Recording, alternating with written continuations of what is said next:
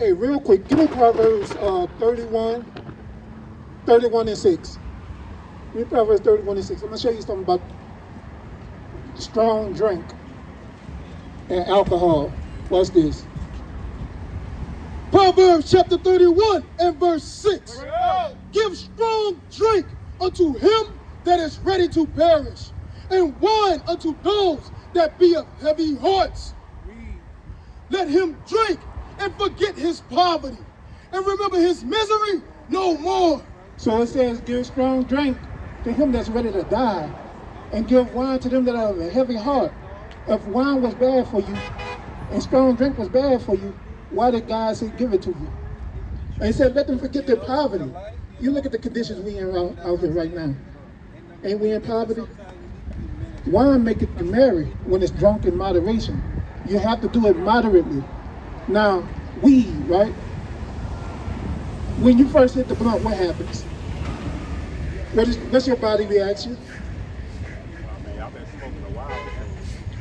It's like I'm sipping a drink. Do you still cough? The very first time you ever smoked, though, did you cough? Yeah, because your body was rejecting the smoke.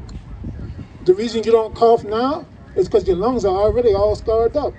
It has no effect on you already because you're already damaged yourself. That's why you don't cough now. You probably don't even really get high anymore because it don't have no effect on you because you done killed your brain cells.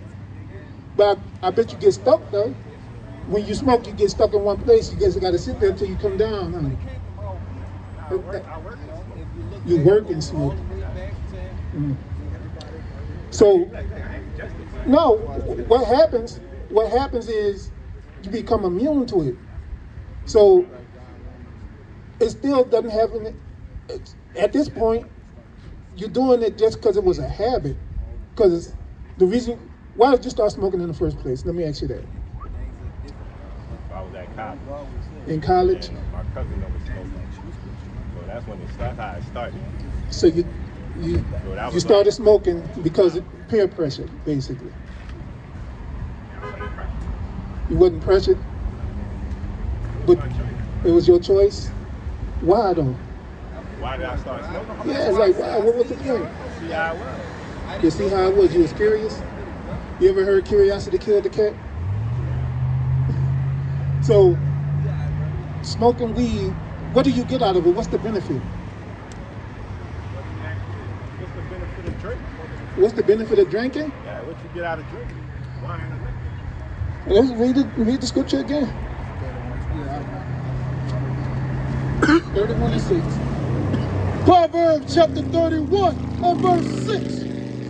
Give strong drink unto him that is ready to perish, and wine unto those that be of heavy hearts. Let him drink and forget his poverty, and remember his misery no more. So that's the benefit of drinking right there. Thus said the Lord. You forget your poverty and you remember your misery. Because we at the bottom of society, we done been through slavery. Our people dirt broke and messed up. We still in slavery now. You still getting falsely accused. You still get beat down. You're getting your backs beat. Right now, you go to work 40 hours, you get a paycheck, and you got to pay that money right back to them. Otherwise, they're going to put you out on the street. That's misery. That's poverty. God said let them drink in moderation to forget that. But what do we do? Forget that. But it also is killing you. The reason you forget when you smoke weed, it kills your brain cells. Shalom, Israel. This is Bishop Nathaniel. I want you to know that you can view all our Sabbath classes live on IUIC TV. That's right, I said on IUIC TV. Download the app today. And then guess what? The weed you're smoking don't come from the earth. It's made in a laboratory somewhere where they done spliced it with all kind of other stuff. I bet the weed you smoke don't even have seeds in it. Exactly. That's how you know it's not natural. So you put man-made chemicals in your body. You're smoking. You ever heard the saying, you are what you eat? You are a damn GMO. You're not even real at this point.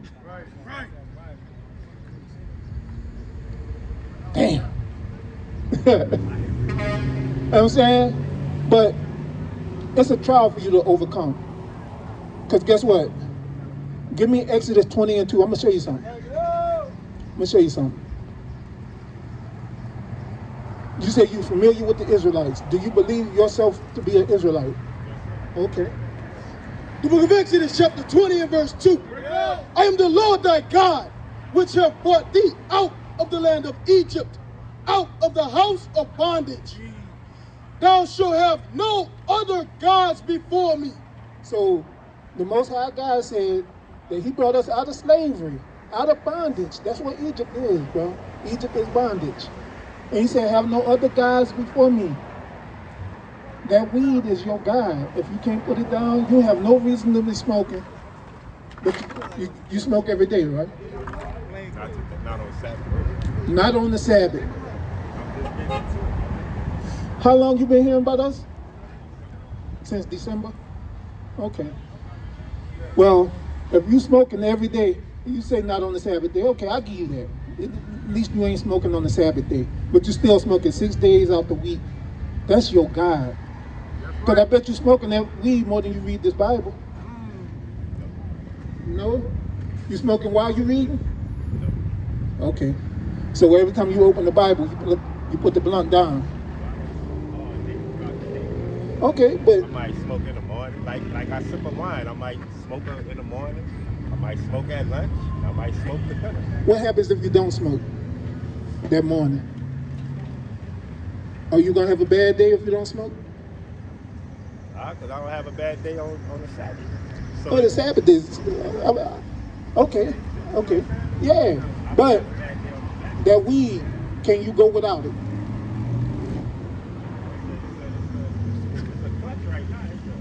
It's your God. It's your God.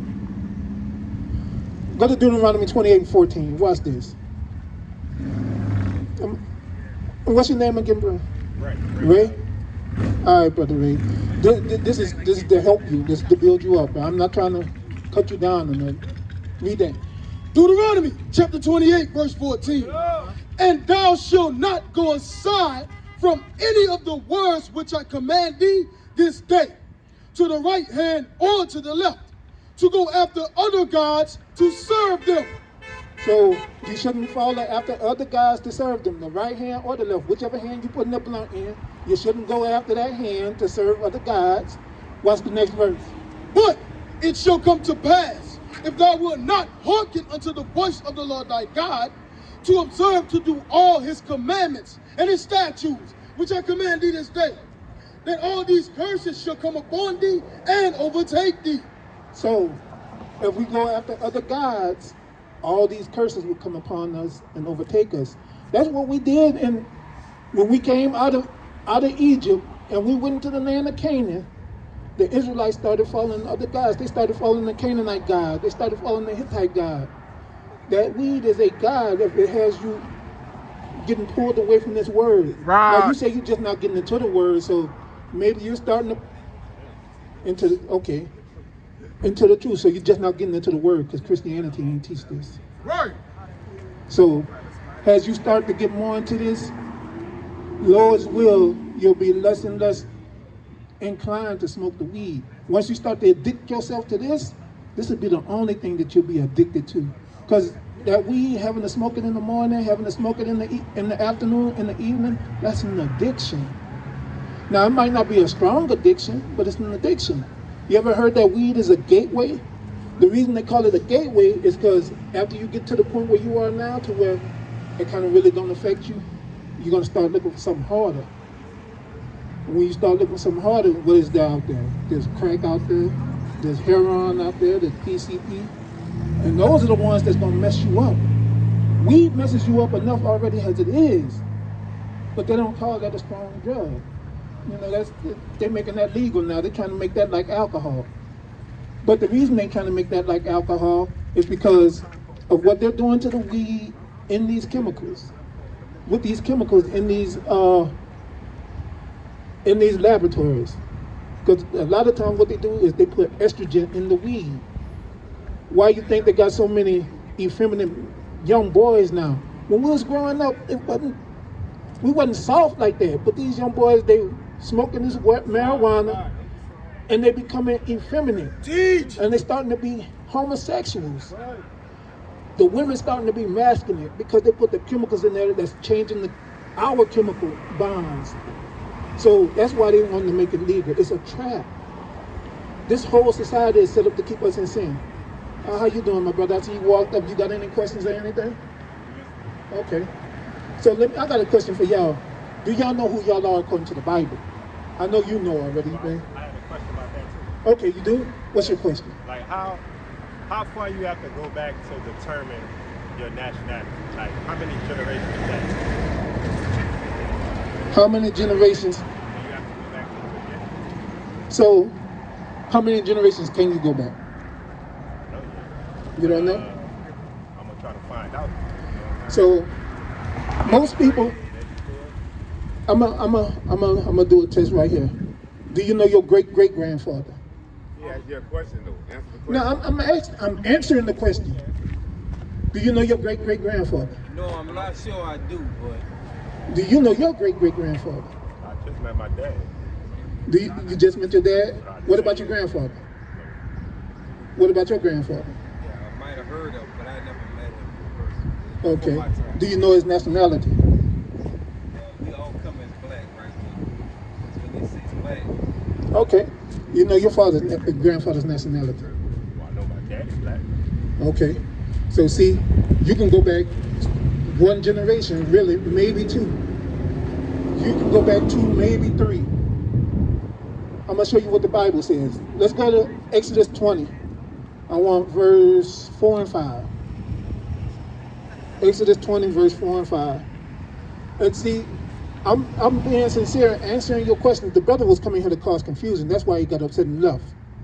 I just want to show y'all that when the prophets of God out here, when the sons of God out, Satan comes also. And that's what that was. Read. Exodus chapter 20 and verse 4.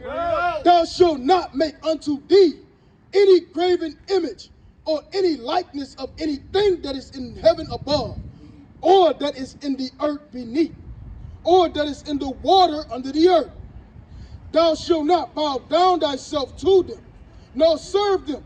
For I, the Lord thy God, am a jealous God, visiting the iniquity of the fathers upon the children unto the third and fourth generation of them that hate me. So the point that I wanted out of that was the third and fourth generation. God said he's going to put punishments on us to the third and fourth generation. The reason that is a subject that's a little deep, but it's called regeneration. Spirits come back in the third or fourth generation. So if you can go back 2 or 3 generations, then you're within that range. But give me Romans 8:16. This is how you determine if you're Israelite. Romans 8:16. Hey, what time we got? The book of Romans chapter 8 and verse 15. Bring it out. 16. The Spirit itself